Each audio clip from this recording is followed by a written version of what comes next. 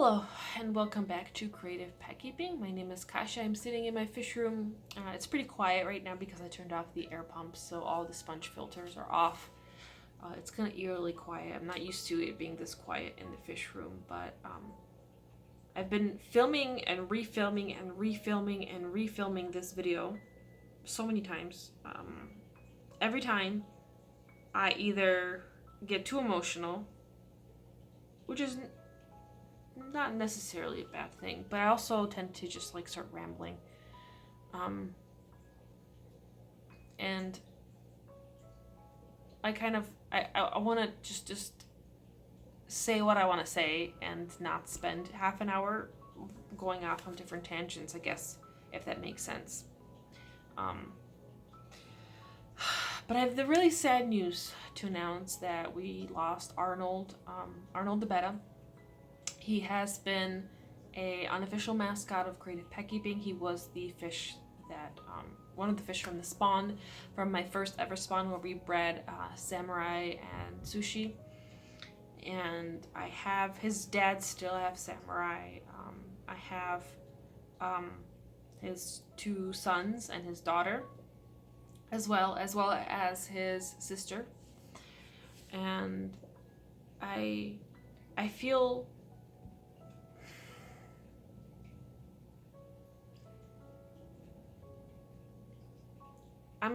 I don't know how to talk about this because I mean, this is not the first time. I mean, I've made videos about fish passing away. I don't always talk about when my fish die. I don't always make a video about it. So there's a few other bettas we've lost during this year. And a part of me, you know, tries to tell myself and console myself that this is a part of fish keeping, especially because a lot of the domestic Betta strains at the moment are not very hardy. We've been inbreeding and just breeding Betta so heavily that by default the odds are already against us. There are some really good breeders out there that still produce very healthy fish, but I personally have never acquired a fish from that kind of person yet. I mean, I'm on the quest to now really like try to find good ethical breeders that really prioritize health and, you know, appearance, not just how, you know, appearance of the fish, not just they don't want to just breed a pretty fish, grow it out as fast as possible, make a sale. So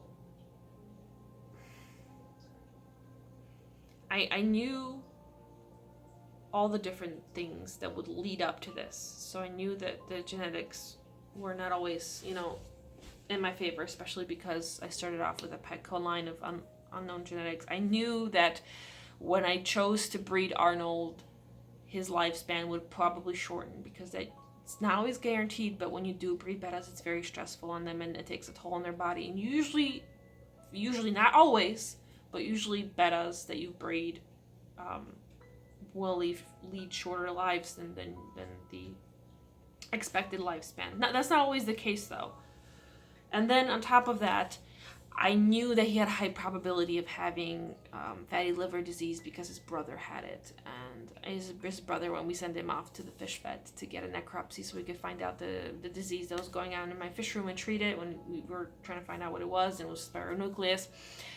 During that necropsy, they discovered that his brother had fatty liver disease, and it adds up because his other brother, Ghost, the cellophane male, was doing fine, and then one day, he was also like a chubby boy, and then one day he just like out of nowhere got dropsy and then very suddenly died.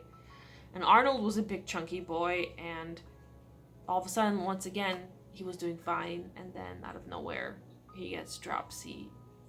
And you know, I've tried to medicate him. I've tried Epsom salt baths, even though usually when a fish has a dropsy, you know that they're not going to make it because that means whatever's happening in the body, because a dropsy is a symptom, usually of liver failure. Usually it's an indicator that it's too late. It's very, very rare that people can bring fish back from dropsy, and it's usually, if they can do it early enough.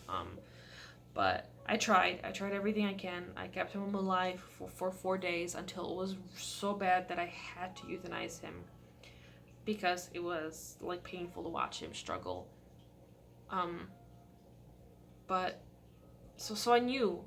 I mean, and in the back of my mind, I knew that he was gonna probably have a shorter lifespan. But at the same time, I let myself get very emotionally attached to Arnold. He was my favorite, and this has really taken a toll on me emotionally.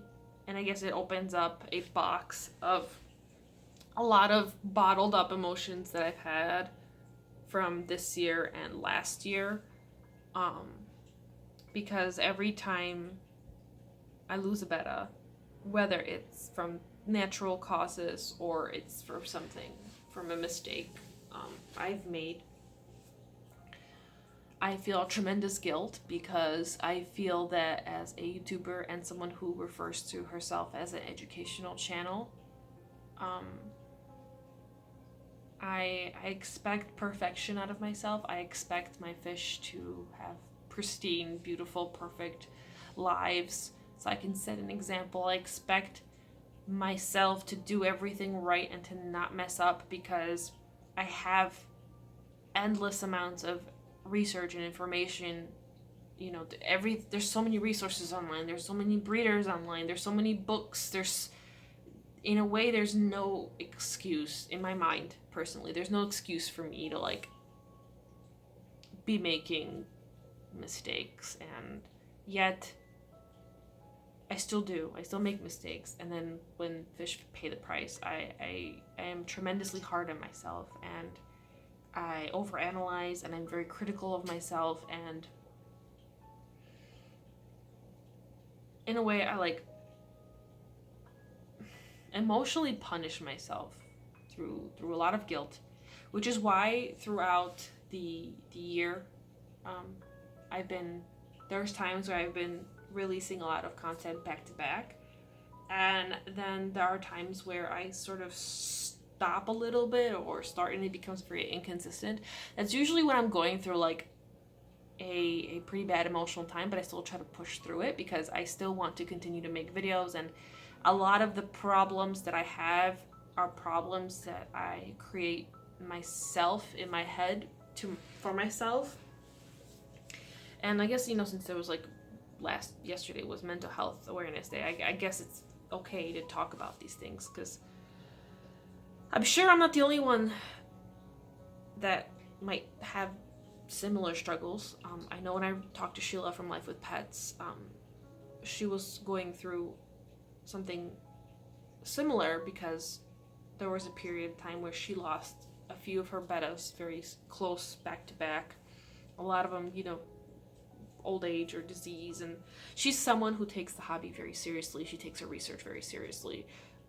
She goes above and beyond to try to care for her fish, so it's not someone who's like randomly, doesn't know what they're doing. Their fish are dropping dead here and there. This is someone who really knows their stuff, and yet when her fish did die, she was very hard on herself, and I think at one point, that's when she decided to push back breeding or stop breeding for a while because it takes a toll on you, especially if you really form emotional bonds with your fish and you lose your fish. It really takes a toll on you emotionally. The one thing that's been helping me get through everything is the fact that my other fish, my cichlids, are doing really well. I'm having a couple new spawns right now. I just got a little baby pleco spawn. I have 2 different Pistogramma species spawns as well. So things are going well. Fish are healthy. I'm not having any problems with the cichlids. It's just if I ever get problems, it's always with bettas, and it's not very common. And statistically, the more fish you acquire, especially like the more bettas you acquire, the more issues you might get, and some things are out of your control. I remember last year I had one male. He was a beautiful silver half moon, and oh no, he was like a copper. And I had a heater break, and I killed him because it cooked him pretty much, almost, because he rose so quickly, and that was completely out of my control. Yet I still took the blame, and I still blame myself for it. Like, there's something I could have done. I started listing all the things I could have done. Like, maybe if I was checking my temperatures on the tanks, like, more frequently throughout the day, I could have noticed, even though when it happened I was even home, but still, like, you tell yourself, like, there's so many things you could have done to fix it. And I do this to myself, and I'm my own biggest critic. And I need, going forward, while I think it's very important to be critical of yourself and to learn from things you've done wrong and to be open to constantly, never stop learning, I think I need to try to work towards stopping being self-destructive of myself, and being so hard on myself in the hobby, and putting such tremendous high expectations and high, pressure. Because in the end, I'm just a YouTuber that shares the life and adventures of her pets. And I don't know what's going on outside. There's some weird noises, but I'm just a YouTuber. I'm not, the voice of the Betta community. I'm not, an expert in the hobby, so I shouldn't put this tremendous pressure on myself to try to be perfect, because no one will be. And I hope that maybe talking about this will, and finally bringing it to light, might help myself push through it. But maybe there might be bits and pieces that maybe you guys will resonate with, or maybe there's something similar that you experience. Oh, I'm blurry. I'm hoping that I didn't waste your time, but I really wanted to talk about this. I think this was really, really important, and I don't know what they're doing outside, but it's really loud. But yeah, it's been tough. Going forward, I am going to continue to learn and try to improve. I'm like a crazy person in terms of learning. I have like books, and I printed out literally all of the IBC documents, like all the papers, people in the IBC and everything they've written, and I just read through it and I highlight things and I take notes, and I'm always trying to learn, and really